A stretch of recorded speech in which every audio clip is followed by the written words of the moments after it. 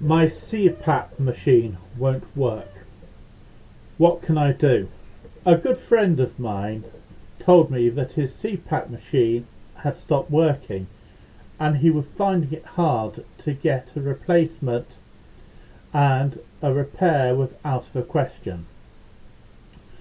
I looked into it, and there is a shortage of these machines. There are various reasons why this has occurred. I will talk about them in a short time. Most importantly is, your machine's broken, what can you do?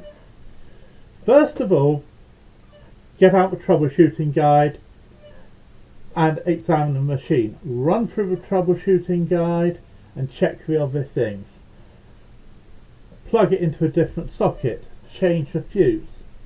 You all know how to do this, so I'm not going to belabor the point. You're probably panicking slightly because your CPAP machine is a lifeline and you need it. So even when you've checked it over and it won't work, get your partner or a friend to check it over themselves. You may be panicking and have missed the obvious. If it still isn't working, don't panic. You survived with sleep apnea before you got your CPAP machine, and you can do it again. First of all, you can sleep in a chair. If you prop yourself up, there is much less chance of the soft palate becoming slack and closing your airway, which is what causes obstructive sleep apnea.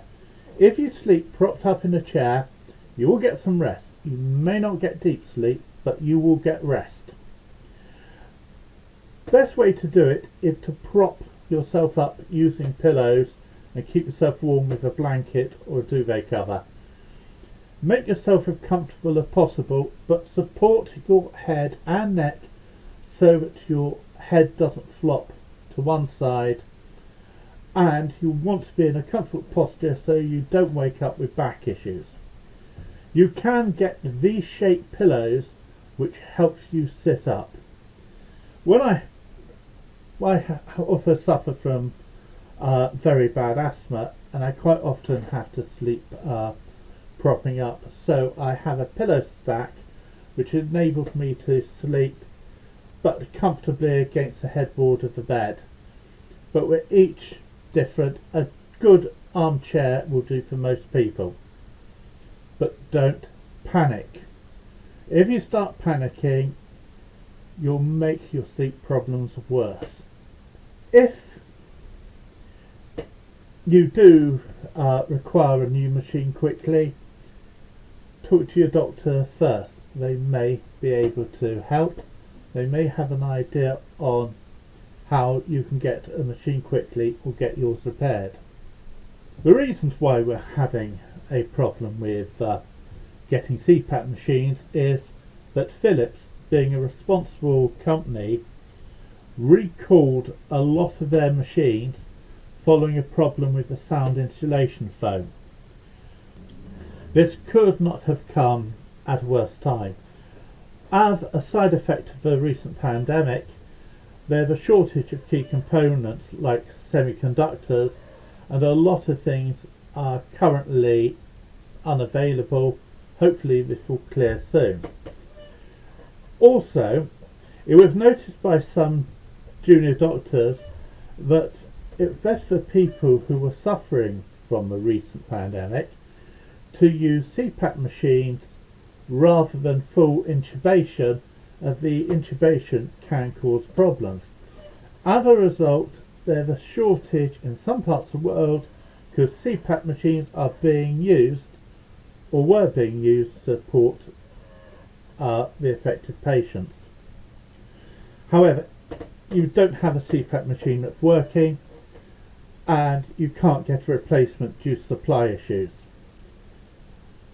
Right, there are things you can do in the medium term to allow you to get back to sleeping in your bed.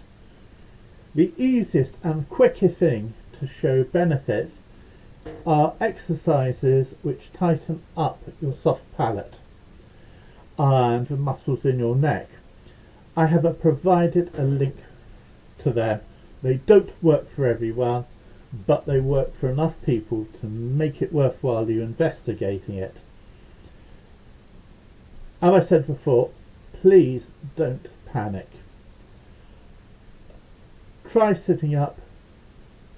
Seek medical attention if you need to, and follow the links and your doctor's advice to get a new machine. There's a link which will take you to a Google Doc where I have listed various resources that may be of interest to you. There's also my Facebook page and website there, which I've designed as a resource for those people suffering from sleep problems. I hope it sorts out for you, and sleep well, even if you are sitting in a chair.